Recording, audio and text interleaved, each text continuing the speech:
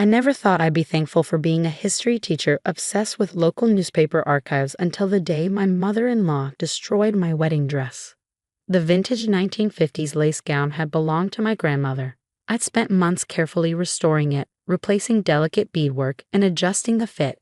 It wasn't the designer dress my future mother-in-law, Patricia Matthews, expected her son's bride to wear, but it was perfect to me. Or at least it was, until Patricia decided to take matters into her own hands. "I can't believe you're still planning to wear that secondhand rag." Patricia's voice dripped with disdain as she walked into the small bridal boutique where I was having my final fitting. I hadn't invited her, but Patricia had a way of inserting herself where she wasn't wanted. I stood on the fitting platform, admiring how the restored dress hugged my curves perfectly. My best friend Emma sat nearby, tears in her eyes as she watched me twirl. The moment was perfect until Patricia arrived, designer handbag swinging from her arm, disapproval radiating from every pore. "It's my grandmother's dress," I explained for what felt like the 100th time. "She wore it when she married my grandfather in 1956. Their marriage lasted 52 years. Yes, well, Patricia sniffed. Times were different then. People had lower expectations. The Matthews family has certain standards to maintain. I caught Emma rolling her eyes in the mirror. We'd all grown used to Patricia's constant reminders about the prestigious Matthews family name. You'd think they were royalty instead of owners of a successful car dealership chain. "The dress is beautiful," Emma defended. "Kate's put so much work into restoring it." Patricia ignored her, circling me like a shark sizing up its prey. "Daniel deserves to see his bride in something worthy of the occasion, not some yellowed hand-me-down." "Mom," Daniel's voice came from the boutique entrance. "What are you doing here?" My heart sank. Daniel wasn't supposed to be here. It was bad luck for the groom to see the dress before the wedding. But before I could duck behind the changing screen, Patricia made her move. "I'm preventing a family embarrassment," she declared, reaching into her designer bag. Everything seemed to move in slow motion as she pulled out a bottle and unscrewed the cap. The sharp smell of bleach filled the air. "Mom, no," Daniel shouted, but it was too late. Patricia appended the bottle over my dress, the caustic liquid spreading across the vintage lace like a disease. "There," she said with satisfaction. "Now you'll have to get a proper dress. I've already made an appointment at Kleinfeld's." The boutique erupted in chaos. Emma screamed. The seamstress frantically tried to help me out of the ruined dress. Daniel yelled at his mother, but I felt strangely calm as I watched my grandmother's beautiful dress dissolve under the bleach's assault. You see, I had something Patricia didn't know about, something I'd discovered during my late-night dives into the county's digital newspaper archives while researching local history for my classes. "Well," I said quietly, but somehow my voice cut through the chaos. "I suppose if we're talking about what's worthy of the Matthews name, this would be a good time to discuss your first marriage, Patricia. The one you had before you met Daniel's father." Patricia's face went white. The empty bleach bottle slipped from her fingers and clattered to the floor. "I don't know what you're talking about," she said, but her voice trembled slightly. "Oh, I think you do." I carefully stepped down from the platform, ruined dress dripping bleach. Would anyone like to hear about Patricia's first wedding? It was quite the scandal in 1982. Small ceremony, very rushed. The groom was arrested during the reception. Something about stolen cars and insurance fraud. "That's enough," Patricia snapped, but I was just getting started. "The newspaper called it wedding ends in handcuffs. Your first husband got 15 years, didn't he? And you testified against him for a reduced sentence in your own fraud charges. The article said you wore a dress from the discount rack at JCPenney." The boutique had gone completely silent. Daniel stared at his mother, shock written across his face. Emma had her phone out, no doubt already texting this juicy development to our friend group. "That's all in the past." Patricia's voice was barely a whisper. "Really? Because you legally changed your name and moved counties after the trial. Daniel's father never knew about your first marriage, did he? Or about the restitution payments you're still making to the fraud victims?" Patricia's perfectly maintained facade was cracking. She grabbed her bag and practically ran for the door, but I wasn't finished. "You know what the interesting thing is, Patricia? That discount rack dress you wore to your first wedding? It cost exactly what my grandmother paid for this dress in 1956. Adjusted for inflation, of course. I did the math. The boutique door slammed behind Patricia's retreating form. I finally looked at Daniel, worried about what I'd see on his face. But instead of anger, I saw him fighting back a smile. "So," he said, picking up the discarded bleach bottle.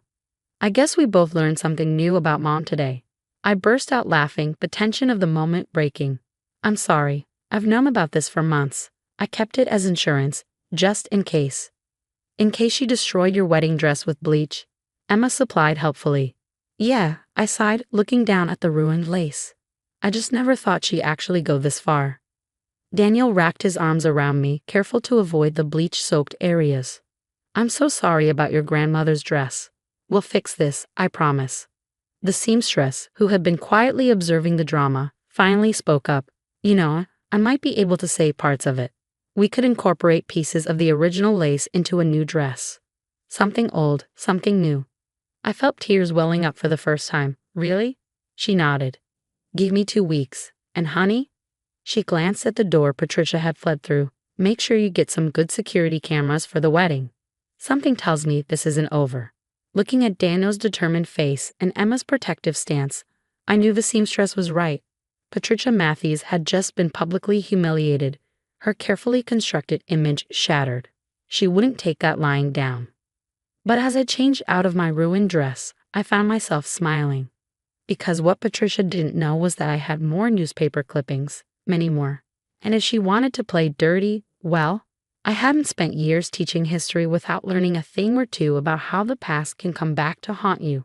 The war for my wedding had just begun, and I had ammunition to spare. The next 2 weeks passed in a blur of dress fittings and increasingly dramatic attempts by Patricia to regain control of her son's wedding. Each day brought a new crisis, but I was prepared for them all. When she called our venue pretending to be me and tried to cancel our reservation, I played them the recording of her bragging about doing the same thing to Daniel's sister's wedding years ago. The venue doubled our security deposit but promised to only take instructions in person. When she told our caterer we wanted to switch to her country club's preferred vendor, who coincidentally was her best friend's failing business, I showed them the health code violations she'd helped cover up. We kept our original caterer. But Patricia's real meltdown came when she discovered we'd uninvited her to the final dress fitting. I was standing in the boutique, admiring the seamstress's miraculous work. She'd managed to salvage my grandmother's lace, incorporating it into a new design that honored the original while creating something uniquely mine. Emma was dabbing at her eyes with a tissue when Patricia burst in, wielding what looked like a manila envelope. "I found something interesting at the Historical Society," she announced triumphantly, "about your precious grandmother's dress." I exchanged knowing looks with Emma. "We've been expecting this." "Let me guess," I said calmly, smoothing down the preserved lace panels. "You found the original receipt showing my grandmother bought the dress secondhand." Patricia's smirk faltered slightly. "You knew?" "Of course I knew. Grandma was proud of it. She was a war bride who came to America with nothing. Finding that beautiful dress in a consignment shop was her American dream story. She altered it herself, added the beading by hand. But it wasn't new." Patricia waved the envelope like a weapon. "You've been acting so superior about this family heirloom, and it was used when she bought it." "Mom." Daniel's voice cut through her rant. He stepped out from behind a rack of veils where he'd been hiding. "You need to stop." Patricia's face went from triumphant to horrified. "Daniel, you can't be here. It's bad luck to see the dress. Considering you destroyed the first one, I think we're past traditional superstitions," he said quietly. "What are you doing?" "I'm protecting you. This girl, she's not good enough for you. She's not good enough for our family. Living in that tiny house, teaching at a public school, wearing used dresses. Like your JCPenney discount rack special," Emma muttered under her breath. Patricia whirled on her. "You shut your mouth. That was different. I was young. I made mistakes." "Yes, you did." I agreed, stepping down from the fitting platform. "And you learned from them.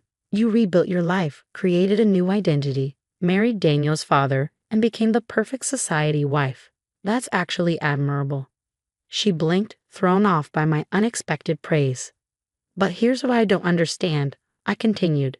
"Why are you so desperate to stop Daniel from marrying someone who reminds you of your younger self?" The boutique went silent. Patricia's perfectly manicured hands trembled around the envelope. I am nothing like you, she whispered. Aren't you?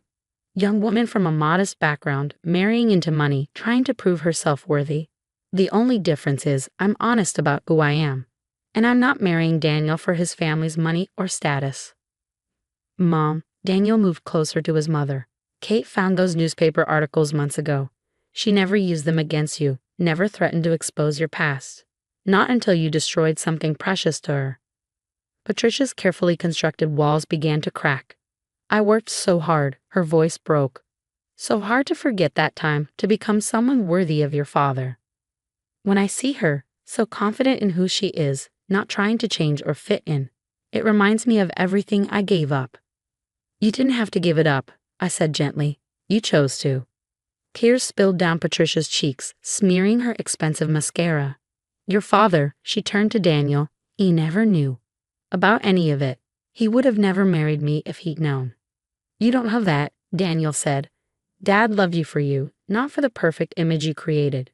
Just like I love Kate for who she is, not what you think she should be. Patricia sank into a nearby chair, her designer outfit suddenly looking like the costume it was. I've made such a mess of everything.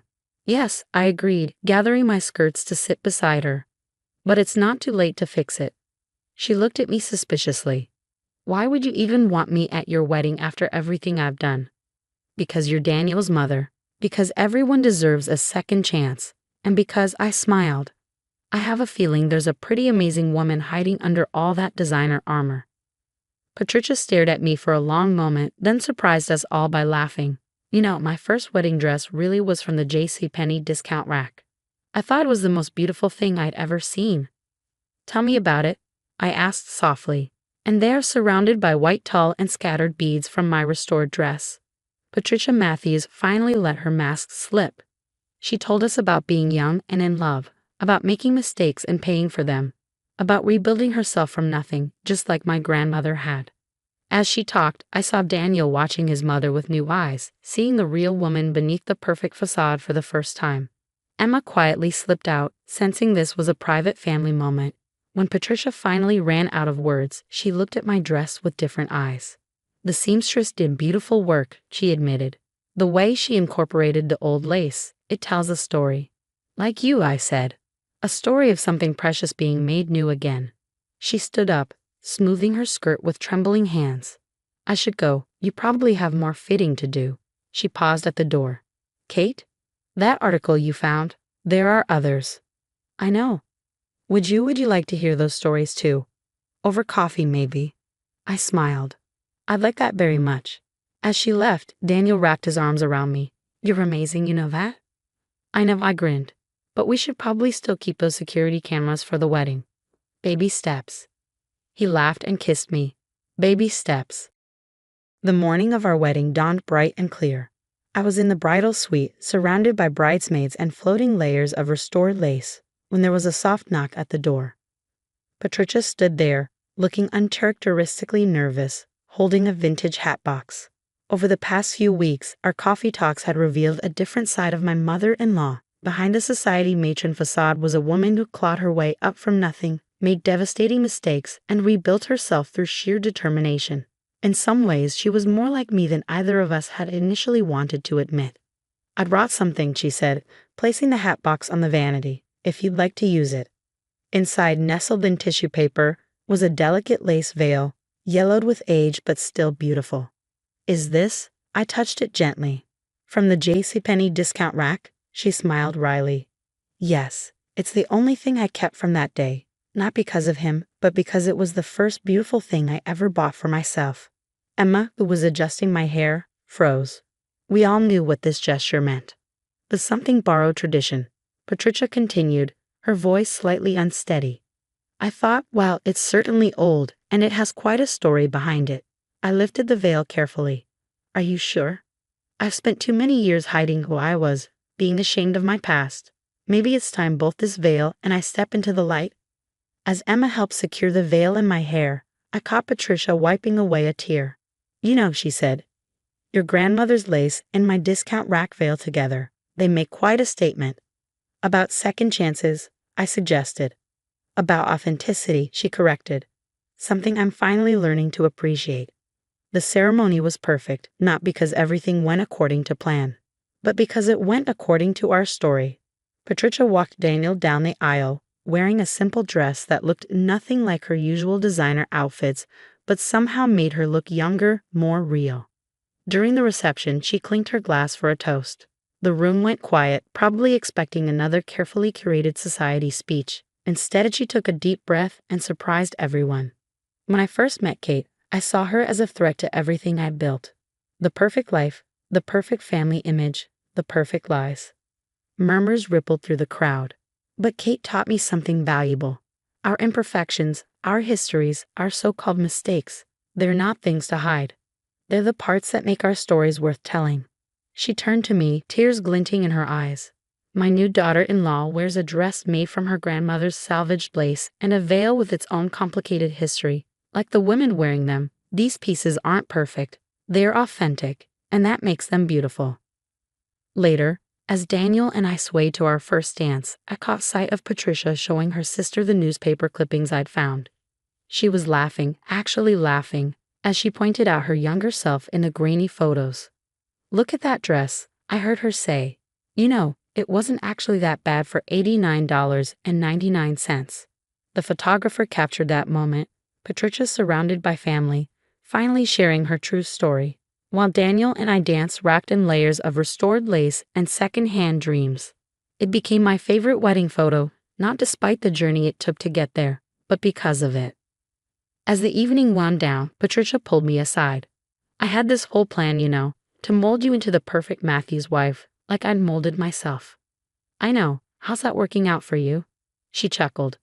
"Terribly. Thank goodness." She squeezed my hand. "Thank you for showing me there's more than one way to be worthy of love." "You taught me something too," I admitted. "Sometimes the strongest thing we can do is let our guard down and let people see who we really are. Even if who we are bought their wedding dress from JCPenney. Especially then." As Daniel and I left the reception under a shower of rose petals, I caught one last glimpse of Patricia. She was dancing with her husband, her carefully maintained society persona nowhere in sight. Instead, I saw a woman finally comfortable in her own skin, wearing her real story as proudly as I wore her veil. Some might say my mother-in-law ruined my wedding dress, but I think she helped create something better. A family where authenticity trumps perfection, where past mistakes become stepping stones to wisdom, and where love isn't measured by designer labels or social status, but by the courage it takes to be genuinely ourselves. And that's worth more than any dress, new or secondhand, could ever be.